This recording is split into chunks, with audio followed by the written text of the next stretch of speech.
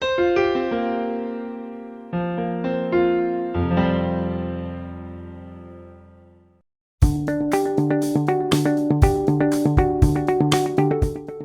Scott on line one. What happens when fundraising goes even better than expected? Hi, I'm Bill Stanczykiewicz. This is the first day from the fundraising school, and I'm joined today by Guy Fisher. Guy is the Vice President of Community Engagement at Goodwill Industries of Michiana. Now, as we go on with this conversation, I want to be clear up front. None of this conversation minimizes at all the significant pain that all of us have felt, including in the nonprofit sector, caused by the COVID-19 pandemic. We know that some nonprofits have closed down. We know that people have lost their jobs. There have been salary reductions and salary freezes. And we know there's been a considerable amount of pain caused by the pandemic. What we also know is some nonprofits have actually seen increases in their fundraising. As I've taught for the fundraising school, it is not unusual when I ask, what is your biggest concern about 2021 fundraising, for people to say, matching last year, because last year was so extraordinary. We busted through our goals. Our fundraising special event raised more money than ever before. And so that's the conversation we want to explore in the context of knowing that there are still challenges. And Guy Fisher and Goodwill Industries of Michiana have a wonderful story to tell. It's known nationally that MacKenzie Scott made several surprise gifts, and one of them, Guy, came to your organization in the form of an email. How did you respond when you received that first email that there was this donor wanting to make a 7-figure gift, an 8-figure gift to your organization? Well, honestly, Bill, not really well. We struggled on 2 emails that our executive received. Debbie Coble is our Chief Operations Officer, CEO for Goodwill Industries.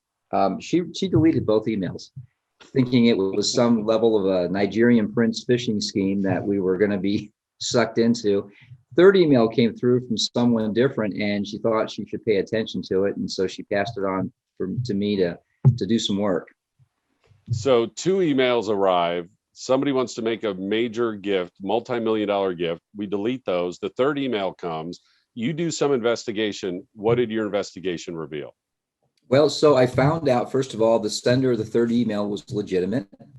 The agency was legitimate. And so I made a phone call and had a great conversation, but they were not allowed to speak to me. They needed to be speaking directly to the CEO. And so I passed the email back to Debbie and said, I think you should call this one, boss.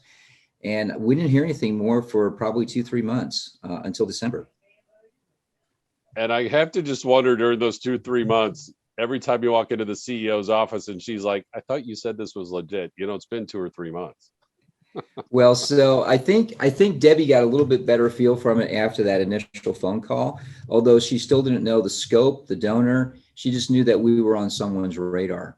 And but she was also sworn to secrecy, and she kept that secret. And so December the 15th, I was sitting in my office that morning working on some paperwork, and the knock on my door, and I looked, and it was the CEO, and she said, hey, can I talk to you for a second? Of course, my heart kind of goes up in my throat at that point, thinking, oh no, what went wrong? Because sometimes that's what it is. And she walked in and she closed the door and she looked at me and she said, I need to let you know, as the development officer, that we just received a gift of $10 million.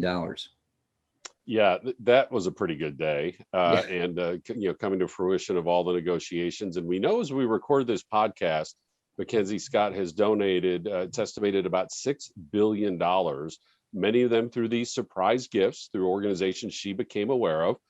Some of them very traditional, well-known organizations like Goodwill, some of them smaller colleges and universities, historically Black colleges and universities, organizations that don't always make the news in terms of receiving major gifts like this. So a lot of large gifts to a lot of destinations. And Guy, the question now becomes, obviously that wasn't in the strategic plan, that wasn't in the fundraising plan. Let's get this, $10 million surprise gift. And on one hand, it'd be very easy for a nonprofit to say, we're done. Our fundraising, we've been accomplished, our goals, we're successful. We can hit the pause button for a while, or we can have a different reaction and say, how do we build on this and grow? What are you doing now that you have this surprise $10 million gift? What does that look like for your fundraising strategy moving forward?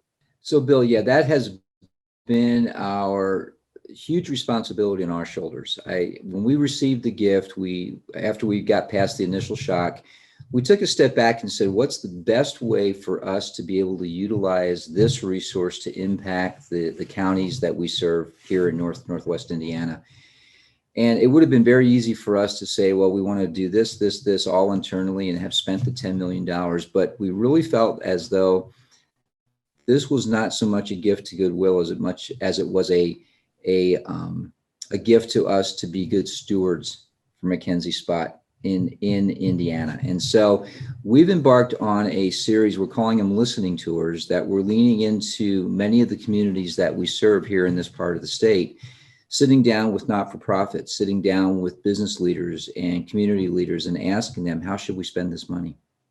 And so, Guy, instead of hitting the pause button, it sounds like you're using this gift to see what you can do to expand your vision. And at the fundraising school, we teach that your number one tool is your fundraising case for support. You know, the case that you're making to individual donors, foundations, and corporations on why you are unique, why are you distinct, what impact are you having, how this donor's gift can make a difference. The fundraising case for support is based on the strategy. It sounds like what you're trying to do is say, can we expand our strategy to then drive additional fundraising instead of just pausing and exhaling because of this major gift? Correct. So education and job training really are the two major pillars for us, ultimately leading to someone getting a job.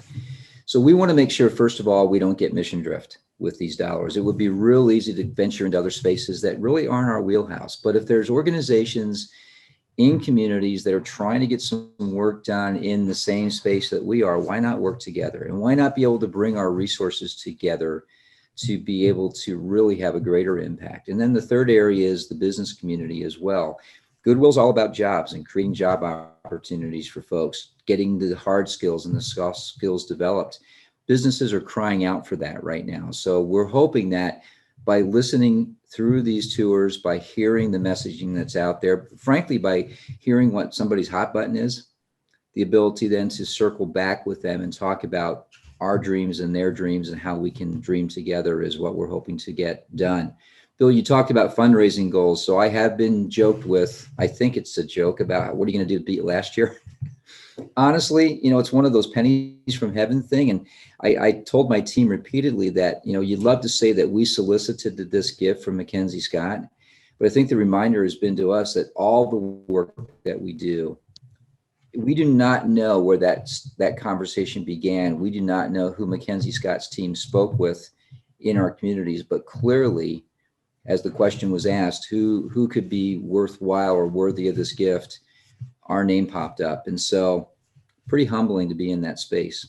It's an extraordinary story that does help reveal a consistent point that we always make.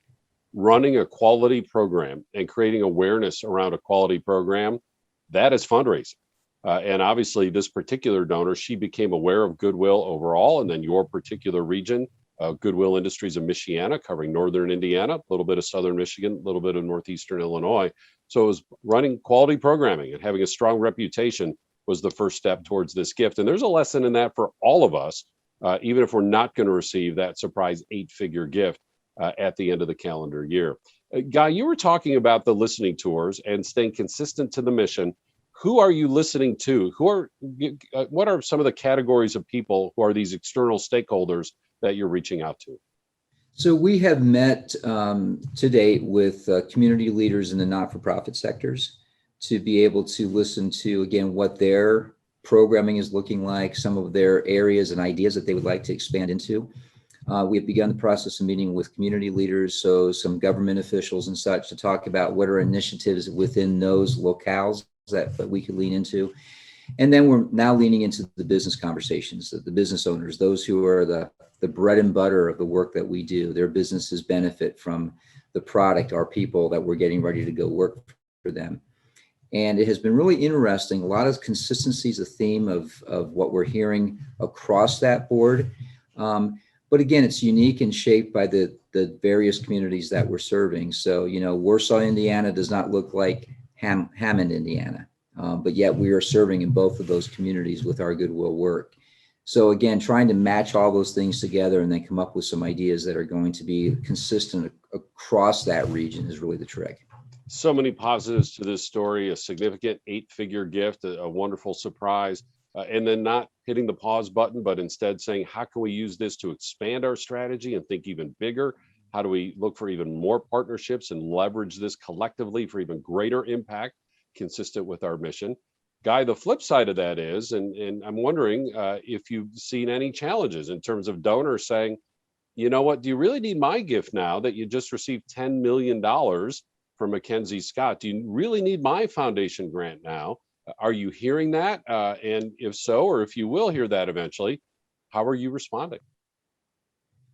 I think it makes Bill us more responsible in our asking. We have to be much more intentional about who we're going to and the kinds of asks that we're making. These dollars that flowed in from MacKenzie Scott were unrestricted. We could spend them on anything that we wanted to. With our model, we were able to take care of our expenses. The stores pay for keeping the lights on and putting gas in the trucks and all of that work.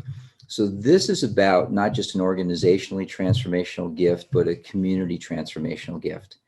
And that's what we're shaping these conversations about. Goodwill can now bring this to the table to another foundation's dollars or to a corporate dollars and really now make it exponentially more impactful. And that's been the trick in the conversation. And we're still in the infancy with it. This just happened a couple months ago. And frankly, we're not in any big rush to just spend it. We want to make great decisions and listen to folks before we make those decisions. And of course, that larger enhanced strategy is also a great message for all other potential donors, including those who might say, do you really still need my gift? As a matter of fact, we do, because we're approaching an even bigger strategy now. We also know that while some people might think that gift crowds out other donations, a gift from somebody prominent can also be a sign of legitimacy and lead to more donations from other people and higher donations if we use that properly. So Guy, as we conclude, again, there may have been a nonprofit in 2020, they exceeded their goal by 5 or 10% or by 20%, that, because of COVID, they actually received more dollars. What advice would you have for those nonprofits? So different magnitude, different scale, not $10 million, but still exceeded their fundraising goals nonetheless. And now they're thinking, what do I do as I move forward in 2021 and beyond? What advice do you have for your fundraising colleagues? So the same day that we received that $10 million gift, we had received a $20 gift from a little old lady that lives about 15 minutes south of us here in a small town. And she had written a little note to us when we had opened the check, and it said, I know this isn't much, but I'm trying to help. It's the widow's mite, right? We received her best. And I think that while the MacKenzie Scott gift for us was obviously a huge, huge blessing, honestly, so was that note from that lady, because this is all about what are not-for-profits, what are we doing in our spaces in the communities. And so dollars will flow if you're doing the right things. And I'm really a believer that the blessings will flow if you are being a great steward of the resources that you're giving. So it's consistency, it's valuing the $20 million gift. Did I just say $20 million? Yeah, $20 million gift. The $10 million gift to the $20 gift. They're equal in the impact that we're having on people's lives. Guy, that is a tremendous reminder and amplifies a theme we are consistent with at the Fundraising School, that all gifts matter. All donors matter, regardless of the size of the gift. And that we need to treat all donors in that way with wonderful dignity, treating each gift as special. And the story that you told there drives that point home so well. We need to remember the true meaning of this word, generosity. Both of the donors that we've talked about in this podcast were generous. They're generous in their own way, regardless of the dollar amount.